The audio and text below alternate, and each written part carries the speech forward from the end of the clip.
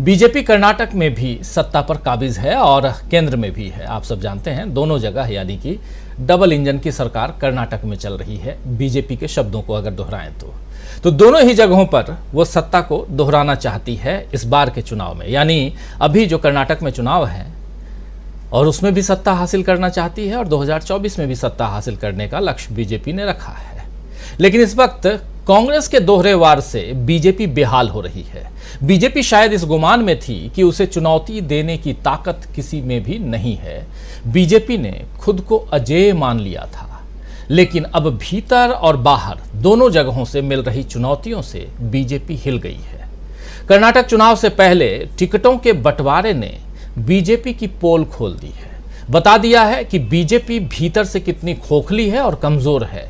Ticket न मिलने से नाराज कई नेताओं ने पार्टी के खिलाफ मोर्चा खोल दिया है और इसी पर कांग्रेस ने एक ट्वीट किया। आज ट्वीट में कांग्रेस ने क्या कुछ लिखा है जरा देख लीजिए।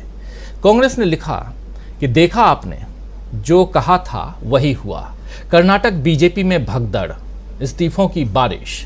Lakshman Savadi ex deputy CM, DP Naribol ex MLA, MP Kumaraswamy MLA, Ramappa Lamani MLA, Gulihatti Shekhar MLA, Shankar R MLC, S Angara मंत्री और डॉक्टर विश्वनाथ येद्रप्पा के करीबी। राज्य भर में बीजेपी नेताओं व कार्यकर्ताओं का सामूहिक इस्तीफा जारी। नोट में कांग्रेस पार्टी की तरफ से ये लिखा जा रहा है कि ट्वीट लिखने तक इतने नेताओं के बीजेपी छोड़ने की जानकारी है। ये लिस्ट समय के साथ बढ़ती जा रही है, अपडेट करते रहेंगे। ये कांग्रेस की तरफ से बीजेपी में किस ढंग से इस्तीफों की बारिश हो रही है और भगदड़ है, ये कांग्रेस ने ट्वीट करके बताया है। तो दोस्तों, कांग्रेस का ये तंज बीजेपी को दोहरा जवाब देने जैसा है। दरअसल कल ही राजस्थान में पीएम मोदी ने अशोक गहलोत पर तंज किया था कि राजनीतिक उठापटक और आपाधापी के बावजूद अशोक गहलोत रेलवे के कार्यक्रम में आए और इसके लिए उन्हें धन्यवाद, ये मोदी जी कल कह रहे थे। मोदी जी का दरअसल इशारा सचिन पायलट और अशोक गहलोत के बीच चल रही तकरार पर था, लेकिन कांग्रेस की खिंचाई करते हुए मोदी जी दरअसल ये नहीं देख पाए कि खुद उनकी पार्टी में क्या हाल है। कर्नाटक में कई पूर्व के जो और मौजूदा विधायक इस्तीफा दे रहे हैं और इसके बाद बीजेपी के लिए जीतना मुश्किल और कितना मुश्किल हो जाएगा, ये इसका अंदाजा शायद पार्टी के नेताओं को होगा ही। बीजेपी की इस उठापटक के बीच कांग्रेस में कर्नाटक में कांग्रेस के लिए स्थिति जो है वो मजबूत बताई जा रही है। कई सारे सर्वे भी इस बार कांग्रेस की जीत का अनुमान लगा रहे हैं। अगर ये सर्वे सच होते हैं तो इससे कांग्रेस और भी मजबूत होगी।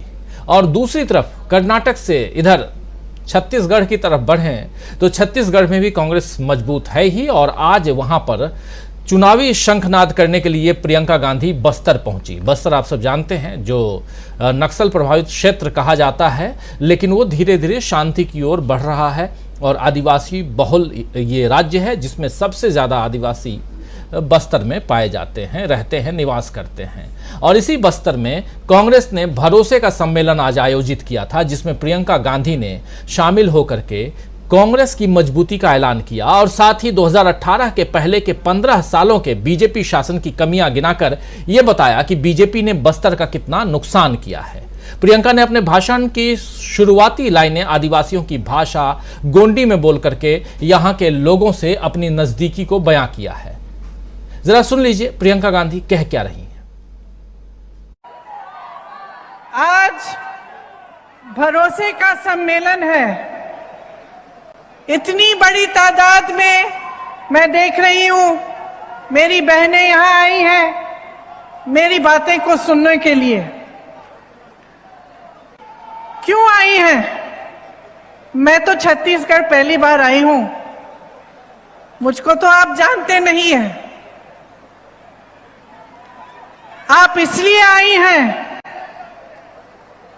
क्योंकि आपको मेरे परिवार के एक एक सदस्य पर भरोसा है।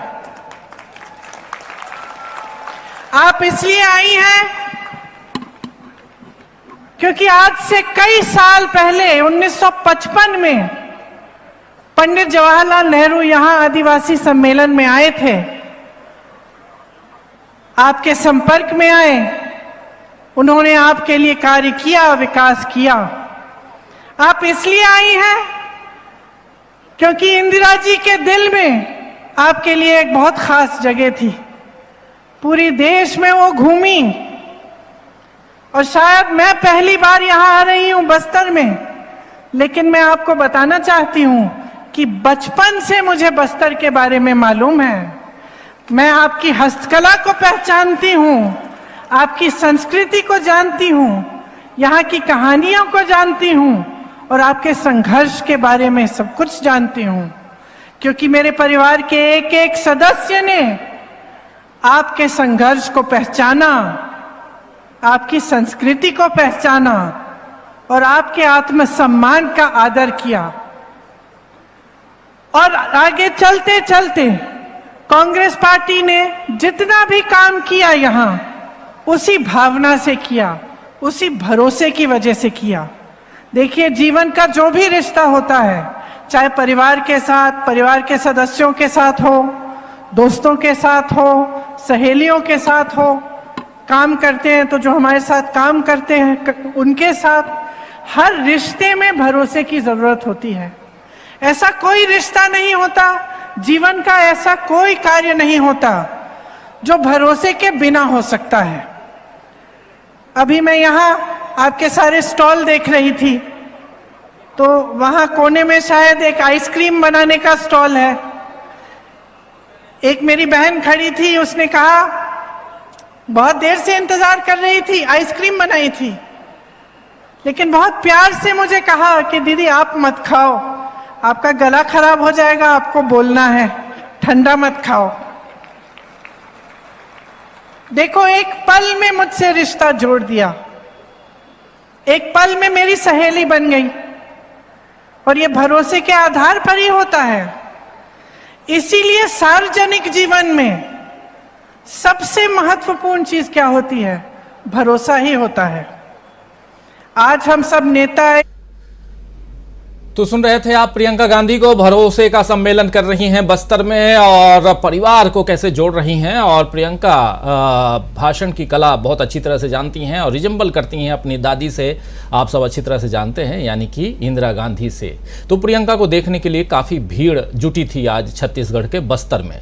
वैसे ये संयोग ही है कि प्रियंका गांधी के परनाना और भारत के प्रथम प्रधानमंत्री पंडित जवाहरलाल नेहरू भी आज ही के दिन यानी 13 अप्रैल 1955 को बस्तर आए थे, और अब 13 अप्रैल 2023 को प्रियंका गांधी जो हैं वो बस्तर पहुंची।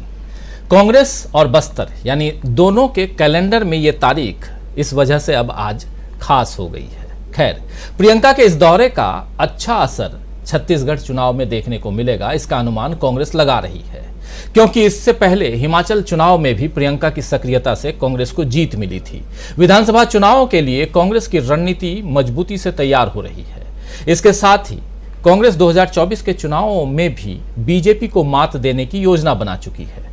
कल जिस तरह से विपक्षी एकता की तस्वीरें सामने आईं, उससे जाहिर हो रहा है कि इस बार केवल विपक्षी एकता की कोशिशें मुंह जुबानी नहीं हो रही हैं, बल्कि उसे जमीन पर सच करने की तैयारी भी चल रही है। कल नीतीश कुमार और मल्लिकार्जुन खड़गे और उसके अलावा तेजस्वी यादव और राहुल गांधी, इन चारों की जबरदस्त एक मीटिंग हुई और उसके बाद इन लोगों ने प्रेस कॉन्फ्रेंस की थी। नीतीश कुमार ने इस प्रेस कॉन्फ्रेंस में क्या कुछ कहा था, एक बार जस्ट रिकॉल करने के लिए, इस चर्चा को आगे बढ़ाने के लिए आपके सामने रखना चाहता हूं। सुनिए क्या कुछ नीतीश कुमार कह रहे हैं।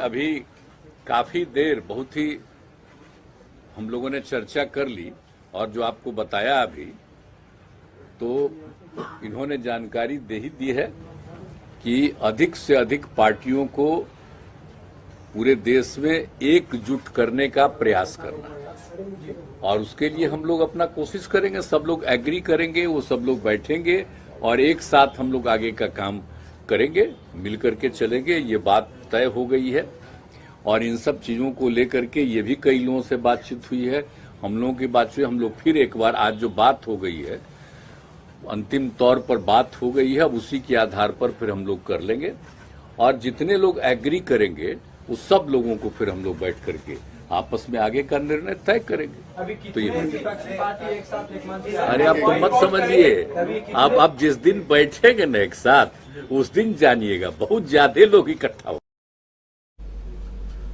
तो कह रहे हैं नीतीश कुमार काफी लोग इकट्ठा होंगे। इसके बाद राहुल गांधी ने भी पत्रकारों को संबोधित किया था। राहुल गांधी क्या कुछ कह रहे हैं ये भी सुन लेते हैं। आज की चर्चा को आगे बढ़ाने में बहुत मददगार साबित होने वाली है राहुल गांधी नीतीश कुमार के बयान, और साथ साथ हम ये भी समझने की कोशिश करेंगे कि आखिर डबल अटैक बीजेपी के ऊपर जो है वो क्यों हो रहा है। सुनिए जरा राहुल गांधी को। खारगे जी ने कहा, नीतीश जी ने कहा कि ऑपोजिशन को एक करने में एक बहुत ऐतिहासिक कदम लिया गया है। आपने सवाल पूछा कितने ऑपोजिशन पार्टीज को इकट्ठा करना है। देखिए, ये एक प्रोसेस है और ऑपोजिशन का जो देश के लिए विजन है उसको हम डेवलप करेंगे और जितनी भी पार्टियां हमारे साथ चलेंगी उनको हम सबको एक साथ लेकर जो देश में आइडियोलॉजिकल लड़ाई चल रही है, विचारधारा की लड़ाई चल रही है, उसको लड़ेंगे। जो इंस्टीट्यूशंस पर आक्रमण हो रहा है, जो देश पर आक्रमण हो रहा है, उसके खिलाफ हम सब एक साथ मिलकर खड़े होंगे और एक बहुत महत्वपूर्ण कदम उठाया गया है। तो विचारधारा की लड़ाई, देश पर आक्रमण, ये तमाम बातें यहाँ कह रहे थे राहुल गांधी। और उनसे पहले आपने सुन लिया नीतीश कुमार को। ये बाइट कल की है। इसके बाद नीतीश कुमार केजरीवाल से मिले थे, नीतीश कुमार भी, तेजस्वी यादव भी। तेजस्वी यादव ने इस प्रेस कॉन्फ्रेंस के बाद ट्वीट भी किया था। ये सब आप लोग देख चुके हैं। तो दोस्तों, यानी कांग्रेस एक तरफ, या कांग्रेस और विपक्ष एक तरफ बीजेपी को की अंदरूनी कमजोरी को पहचान कर उसे हराने की तैयारी कर रही है, और दूसरी तरफ ये तमाम दल जो हैं, और खासकर कांग्रेस कहें तो खुद को मजबूत कर बीजेपी को मात देने की रणनीति भी बना रही है। बीजेपी पर यह दोहरा वार क्या उसे सत्ता से बाहर कर पाएगा या सत्ता में आने से रोकेगा, यह बड़ा सवाल है। और इसी सवाल को आज सुलझाने की कोशिश करते हैं, सवाल का जवाब ढूंढने की कोशिश करते हैं। क्योंकि देखिए, सत्ता में इस वक्त चाहे कर्नाटक की बात करें तो वहाँ भी बीजेपी है, और केंद्र की बात करें, दिल्ली की गद्दी पर बैठे प्रधानमंत्री नरेंद्र मोदी, वो भी बीजेपी से हैं। और बीजेपी कई राज्यों में चुनाव इस दम पर लड़ती है और कहती है एक बहुत शानदार स्लोगन के साथ कि डबल इंजन की सरकार, यानी केंद्र में भी हमारी सरकार और यहाँ भी आप हमारी सरकार बनाइए तो विकास की गति को कई गुना हम बढ़ा देंगे। क्या ऐसा होने जा रहा है? क्या कर्नाटक में बीजेपी फिर से सत्ता पर काबिज होगी? और कर्नाटक में अगर सत्ता पर काबिज नहीं हुई तो क्या हार की झड़ी लग जाएगी, या बीजेपी संभलेगी दूसरे राज्यों के चुनाव में? और 2024 में क्या बीजेपी वापस आएगी या बीजेपी नहीं? बहुत सारे सवाल हैं, उन सवालों का जवाब ढूंढते हैं। आइए, हमारे साथ कुछ वरिष्ठ साथी जुड़े हुए हैं, उन सबसे आपका परिचय करवाते हैं, आगे बढ़ते हैं। हमारे साथ इस वक्त देखिए स्क्रीन पे 4 वरिष्ठ साथी जुड़े हुए हैं। प्रोफेसर अखिल स्वामी जी हमारे साथ हैं। स्वामी जी, आपका स्वागत करता हूँ। हमारे साथ डॉक्टर दीपक पाचपोर जी, डॉक्टर प्रकाश हिंदुस्तानी जी और अमलेंदु उपाध्याय जी, आप सबका स्वागत है, इस्तकबाल है। और स्वागत इस्तकबाल आप तमाम दोस्त साथी शुभचिंतक जो अब तक जुड़ चुके हैं, जुड़ने वाले हैं, आप सबका। और साथ में जुड़ गए हैं हमारे साथ सुनील शुक्ला जी। जरा सुनील शुक्ला जी का नाम चेंज कर दीजिए, नाम तो सबके गड़बड़ चल रहे हैं, पूरे नाम चेंज कीजिए। और सुनील जी, आपका स्वागत करता हूं और सीधा आना चाहता हूं प्रोफेसर अखिल स्वामी जी आपके पास। और स्वामी जी, क्या कहा जाए, ये जो डबल अटैक है, इस भंवर में बीजेपी यहां फंसी हुई दिखाई दे रही है, या अभी विपक्ष जो है वही अपने भंवर से बाहर नहीं निकल पाया है? किस रूप में देखा जाए? कल से लेकर आज तक के डेवलपमेंट में एक डेवलपमेंट और भी है कि कल शरद पवार दिल्ली आ रहे हैं और राहुल गांधी से मुलाकात करेंगे। देखिए, शरद पवार इससे पहले जब भी आते थे और अगर कांग्रेस के किसी लीडर से मिलना होता था तो सोनिया गांधी का नाम आता था, लेकिन इस बार नाम यह आ रहा है कि शरद पवार राहुल गांधी से मिलने आ रहे हैं। ये एक बड़ा डेवलपमेंट है। और राहुल गांधी का नाम आ रहा है तो एक लाइन और जोड़ देता हूं, फिर आता हूं आपके पास, कि आज ही सूरत कोर्ट में राहुल गांधी ने जो याचिका दायर की थी अपनी सजा के खिलाफ, उस पर सुनवाई पूरी हो गई है और 20 तारीख को इस पर फैसला आएगा। आज सुनवाई पूरी हो गई, आज ही सुनवाई थी, पूरी हो गई और 20 तारीख को और शरद पवार की खबर यह आ रही है कि शरद पवार आज ही दिल्ली आ गए हैं और आज शाम 8:30 बजे जब हम ये चर्चा करते रहेंगे शायद आखिर में, तो उनकी मुलाकात राहुल गांधी से। बिछ गई सियासी विसार, खेला जा रहा है सियासी खेल, जारी है वार पलटवार, शह और मात के खेल में बनाई जा रही है रणनीति। कौन पड़ेगा किस पर भारी, ये कभी भी सिर्फ हस्तक्षेप.com पर अमलेंदु उपाध्याय के साथ।